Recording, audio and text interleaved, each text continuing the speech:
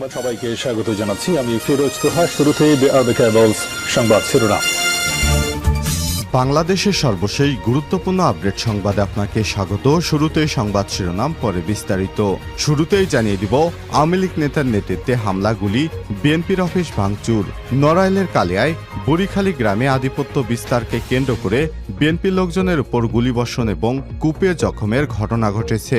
গত রাত 10টার দিকে আওয়ামী লীগ নেতা জামাল হোসেনের নেতৃত্বে হামলা হয়েছে বলে অভিযোগ করেছেন ভুক্তভোগীরা। এ সময় ভাঙচুর চালানো হয় বিএনপির কার্যালয়। এরপর জানিয়ে দিব, বিচার বহির্ভূত হত্যাকাণ্ডের প্রতিবাদে ইবিতে মিছিল।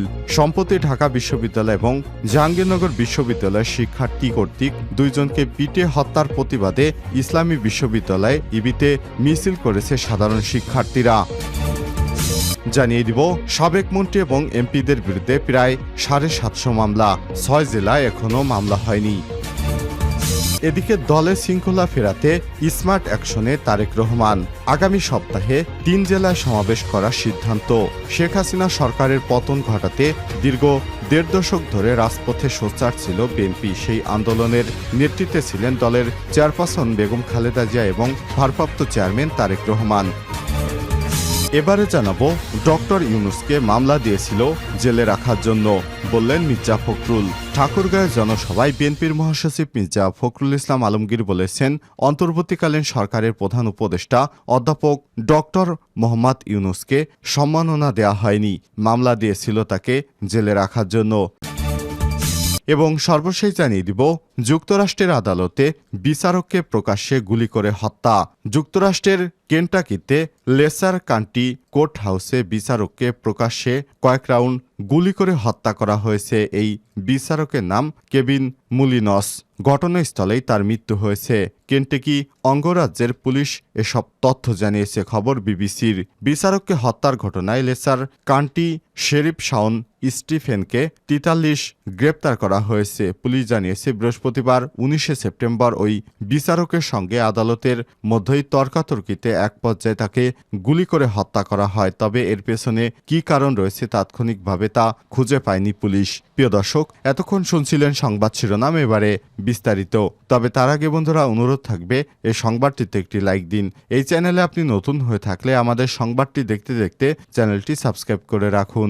কমেন্ট করে আপনার মূল্যবান মতামত জানিয়ে দিন বন্ধুরা, আপনি বিশ্বের কোন দেশ থেকে বা বাংলাদেশের কোন স্থান থেকে আমাদের সংবাদটি দেখছেন এবং শুনছেন। এবারে বিস্তারিত। আওয়ামী লীগ নেতাদের নেতৃত্বে হামলা, গুলি, বিএনপির অফিস ভাঙচুর। নড়াইলের কালিয়ায় বুড়িখালী গ্রামে আধিপত্য বিস্তারকে কেন্দ্র করে বিএনপির লোকজনের উপর গুলিবর্ষণ ও কুপিয়ে জখম করার ঘটনা ঘটেছে। এ এলাকায় নিজ কর্তৃত্ব বজায় রাখতে বৃহস্পতিবার 19 সেপ্টেম্বর রাত 10:30টার দিকে আওয়ামী লীগ নেতা জামাল হোসেন ধলার নেতৃত্বে হামলা হয়েছে বলে অভিযোগ তুলেছে ভুক্তভোগীরা।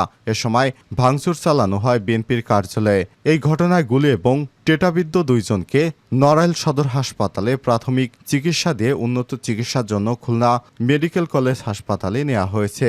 পুলিশ এবং স্থানীয় সূত্র থেকে জানা যায়, বুড়িখালী গ্রামে আওয়ামী লীগ নেতা ইউপি সদস্য জামাল হোসেন ধলার কর্তৃত্ব চলছিল।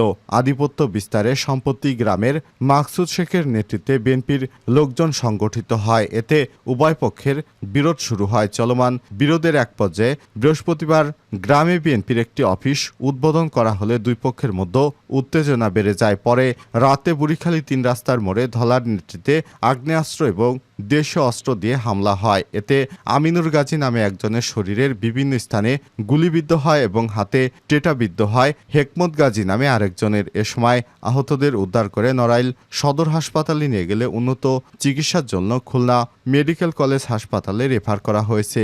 অপরাধীদের ধরতে এলাকায় যৌথ বাহিনী অভিযান চালাচ্ছে। বিচার বহির্ভূত হত্যাকাণ্ডের প্রতিবাদে ইবিতে মিছিল। সম্প্রতি ঢাকা বিশ্ববিদ্যালয় ও জাহাঙ্গীরনগর বিশ্ববিদ্যালয়ে শিক্ষার্থী কর্তৃক দুইজনকে পিটিয়ে হত্যার প্রতিবাদে ইসলামী বিশ্ববিদ্যালয় ইবিতে মিছিল করেছে সাধারণ শিক্ষার্থীরা। বৃহস্পতিবার 19 সেপ্টেম্বর রাত 9:30টার দিকে ইসলামী বিশ্ববিদ্যালয় ক্যাম্পাসে এই মিছিল শুরু হয়। ক্যাম্পাসে জিয়ামোড় থেকে মিছিল শুরু করে শিক্ষার্থীরা ক্যাম্পাসের বিভিন্ন সড়ক প্রদক্ষিণ করে বটতলা সংলগ্ন এলাকায় গিয়ে মিছিলটি শেষ হয়। পরে সেখানে সংক্ষিপ্ত সমাবেশ করেন তারা।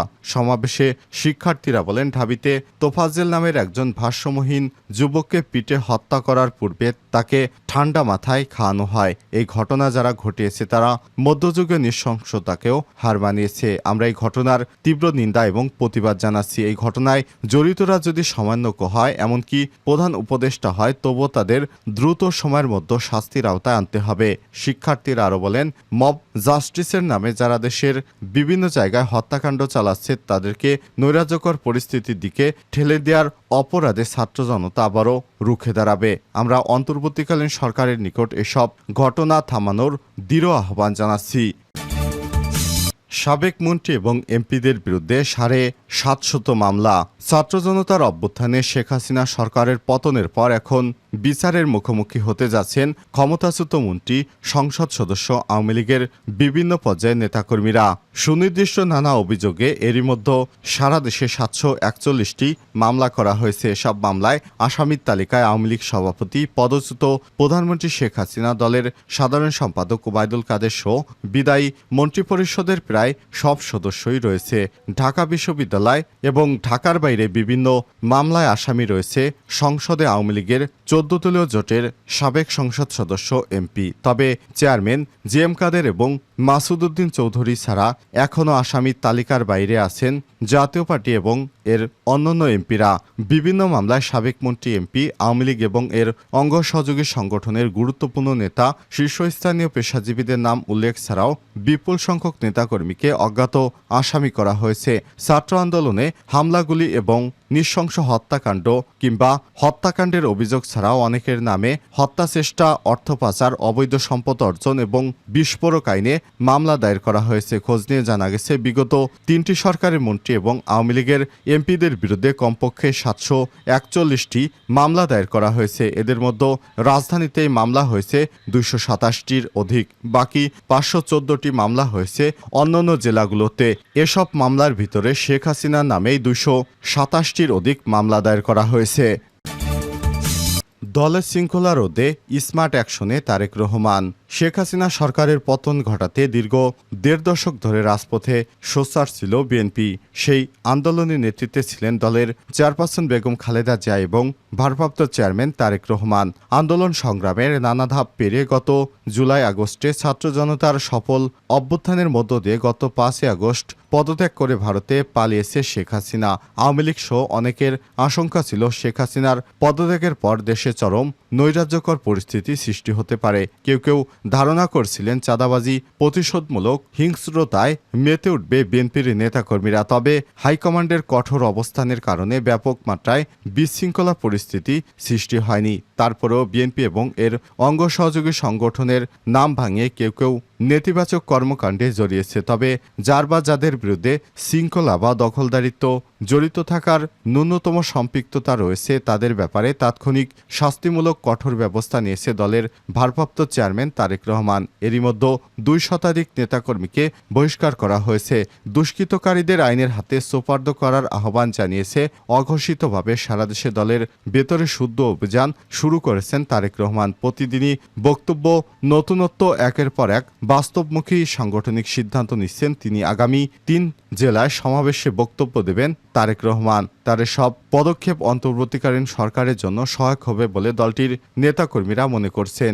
বিশ্লেষকেরা বলছেন, দীর্ঘ 17 বছর ধরে নির্যাতন নিপীড়নের শিকার বিএনপির নেতাকর্মীদের মধ্যে আওয়ামী লীগের বিরুদ্ধে চরম ক্ষোভ বিরাজ করছিল। শেখ হাসিনার পতনের পর তাদের সেই ক্ষোভের চরম বহিঃপ্রকাশ ঘটতে পারত, কিন্তু তারেক রহমানের কঠোর নির্দেশনা, দূরদর্শী নেতৃত্ব এবং প্রতিহিংসার পরিবর্তে সহনশীল রাজনীতির কারণে বিএনপির সর্বস্তরের নেতাকর্মীরা ধৈর্য ধারণ করেন। একই সঙ্গে দেশজুড়ে শান্তি শৃঙ্খলা বজায় রাখতে বিভিন্ন কর্মকাণ্ড পরিচালনা করেন। বিশেষ করে খালেদা জিয়া ও তারেক রহমানের নির্দেশে আইন শৃঙ্খলা বাহিনী শূন্য দেশে পাড়া মহল্লায় পাহারা দিয়েছে বিএনপির নেতাকর্মীরা। তারেক রহমানের সেই ভূমিকা সাধারণ মানুষের মধ্যে প্রশংসা কুড়িয়েছে। দলীয় নেতাকর্মীদের পাশাপাশি সাধারণ মানুষও তারেক রহমানের এসব পদক্ষেপকে স্মার্ট অ্যাকশন মনে করছেন। প্রতিটি অ্যাকশন যেন স্মার্ট ও সময় উপযোগী। এক কথায় বিএনপিকে তিনি গণমানুষের দলে দলে পরিণত করেছেন। তার বিভিন্ন সিদ্ধান্তকে স্বাগত জানিয়ে অনেকেই সামাজিক যোগাযোগ মাধ্যম ফেসবুকে বিভিন্ন মন্তব্য শেয়ার করেছেন। বিএনপি নেতাকর্মীরা মনে করছেন তারেক রহমানের এসব পদক্ষেপ নেতৃত্বের দক্ষতা যেন তার পিতা শহীদ প্রেসিডেন্ট জিয়াউর রহমানেরই প্রতিচ্ছবি।